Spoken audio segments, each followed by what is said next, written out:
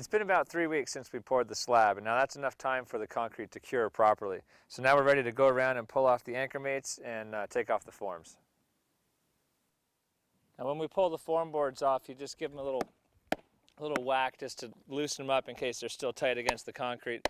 The concrete will have shrunk just a little bit in its curing process, so it's probably pulled away from the form boards in most places.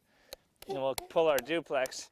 Now again, this is where the advantage of these nails comes in. Because of the two separate heads, we can drive the first one flush and then use the second one to pull it back out. So this is where it becomes a real advantage over just using a regular nail. So we've got it loosened up here in the corner, so we should be able to just kind of pop it off.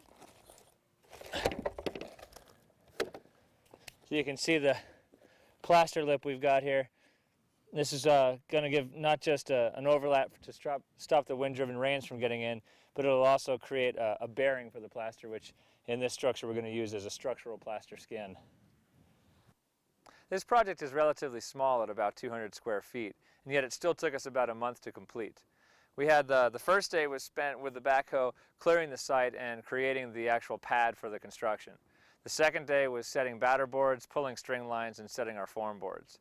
The third and fourth day were full of putting the gravel and compacting the gravel inside the slab, cutting our trenches, bringing in conduit for electrical and or plumbing, setting anchor bolts, rebar, wire mesh, all of the items that need to take place before the pour. And the fifth day was the actual concrete pour itself.